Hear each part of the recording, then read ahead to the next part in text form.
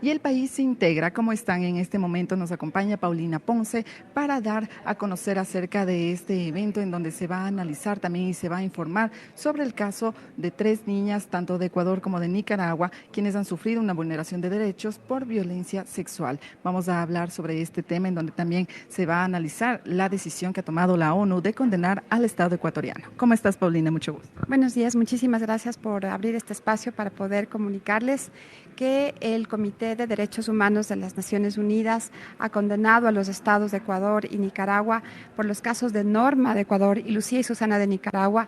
Ellas son niñas que enfrentaron violencia sexual siendo niñas y también maternidades y embarazos forzados. No les permitieron acceder a una interrupción voluntaria del embarazo y esto marcó obviamente sus vidas, impactando gravemente en cómo ellas, en su integridad, en sus derechos. Entonces, lo que ha sucedido es que el comité se ha pronunciado, ha dictado esta sentencia, estos fallos, y ahora los estados tendrán que asumir su responsabilidad para dar cumplimiento, digamos, a todo esto que ha dicho el comité y reparar y restituir los derechos a las niñas, pero no solamente a las niñas de los casos, sino a todas las niñas que están enfrentando esta realidad en América Latina.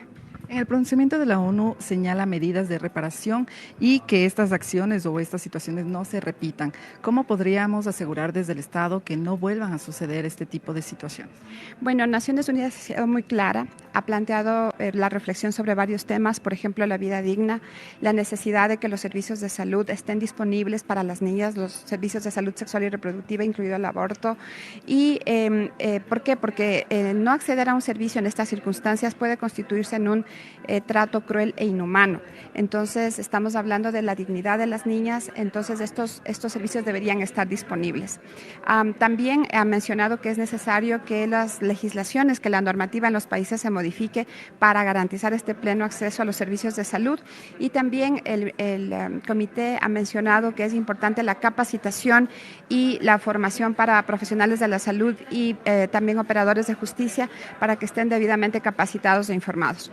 El tema de información en general para las niñas, para la sociedad también es fundamental.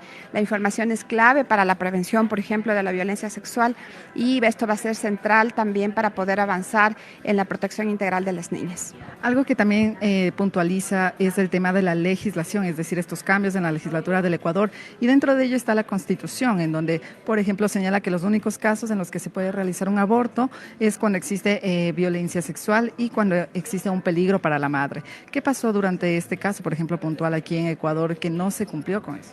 Claro que sí. Bueno, es el Código Penal, digamos, donde se establece las causales por las cuales el aborto está permitido en Ecuador, que son estas que tú acabas de mencionar, para prevenir un riesgo para la salud y la vida y en casos de violación. ¿Qué fue lo que pasó? Cuando pasó el caso de Norma, cuando sucedió, todavía no estaba en vigencia la despenalización total del aborto en casos de violación. Sin embargo, contábamos con una causal salud. Sin embargo, han habido muchísimas limitaciones en la comprensión integral de la salud, en entender que la salud no solamente tiene que ver con un hecho físico, tiene que ver también con la salud mental, la salud social de las niñas. Entonces, lo que sucedió es que no se aplicó debidamente esa causal salud y en este momento el comité lo que ha dicho es que es importante tener esta comprensión, es importante tener la comprensión de la salud como esta integralidad, más todavía en los casos y en la situación de niñas que han sobrevivido a violencia sexual. Los casos, como tú mencionas, de violencia sexual por los cuales atraviesan algunas niñas aquí en el país, podrían tal vez inducir a que se incremente incluso el tema de la pobreza, que incrementen estos índices de pobreza tanto para la madre como para el niño y en sí la familia.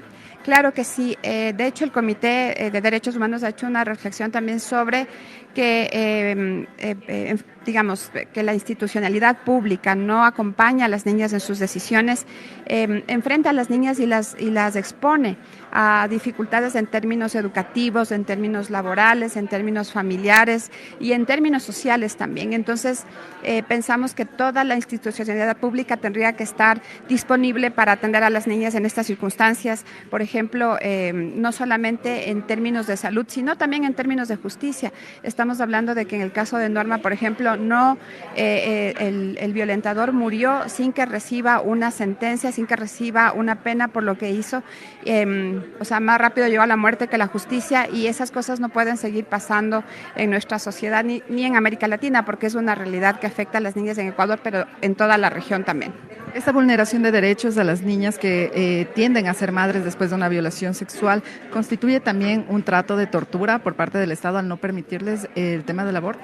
Sí, constituye una tortura y por varias razones. En primer lugar, un embarazo en general, en términos generales, conlleva ciertos riesgos. En el caso de las niñas, esos riesgos se duplican, se triplican de acuerdo a la edad de la niña. Entonces, y si es que además no están disponibles adecuados servicios de salud que las pueda atender, estamos hablando de que las niñas están exponiéndose a un riesgo de vida.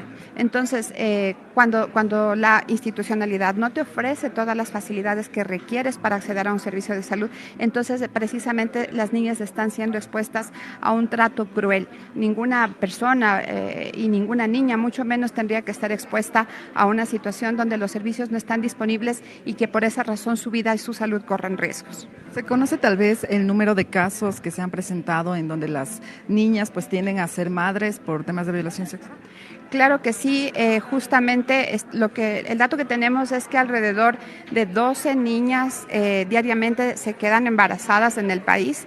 De estas niñas entendemos que cuatro dan a luz cada día, y este dato es realmente alarmante. O sea, debería llamarnos la atención como sociedad, digamos, a que es una violencia que por mucho tiempo ha estado escondida, ha estado invisibilizada, pero esperamos que esta condena que ha hecho el Comité de Derechos Humanos de Naciones Unidas precisamente permita quitarle este velo de oscuridad y de silencio que ha tenido por tanto tiempo, que lo veamos, pero que además nos activemos para transformar esta realidad. Estamos hablando de las niñas, de su presente, de su futuro, que es nuestro futuro. O sea, en la medida en que protejamos a las niñas, que las niñas tengan condiciones de vida adecuadas, estamos también velando por una sociedad que en su integralidad esté protegida y esté garantizada sus derechos. Perfecto, muchísimas gracias, Paulina. Así es, en este momento, como escuchábamos a Paulina Ponce, quien nos acaba de dar detalles sobre este evento que se va a llevar a cabo el día de hoy,